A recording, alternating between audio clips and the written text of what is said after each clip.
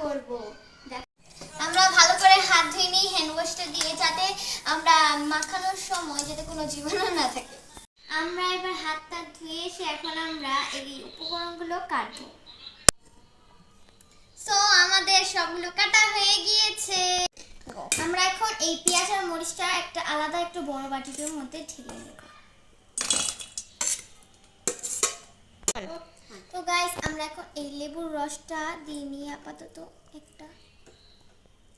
এখন আমরা এটার মধ্যে লবণ দিয়ে নিব, এই 1 চামচ, এই 2 চামচ। এখন আমরা এই সবগুলো লাড়া দিয়ে নিব। আমরা এই দুটো চিপস দিয়ে আমরা চিপস মাখা করব। এটা হচ্ছে কুরকুরে আর এটা হচ্ছে নতুন আলু।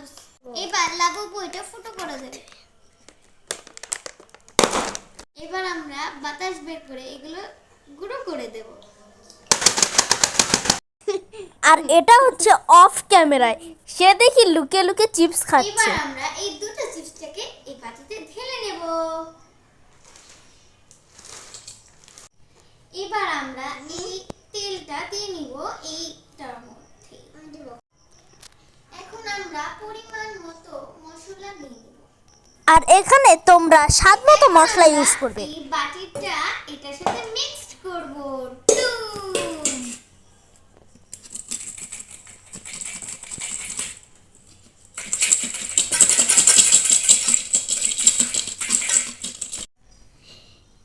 তো গাইস ফাইনালি আমাদের চিপস মাখাটা হয়ে গিয়েছে।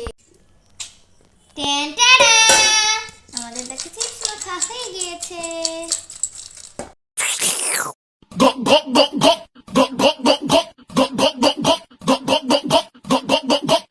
আজকের ভিডিওটা এই পর্যন্তই। তোমাদের ভালো লাগলে লাইক, সাবস্ক্রাইব এবং শেয়ার করে দেবেন আর কমেন্টে জানাবেন কেমন লেগেছে। Tata, bye bye.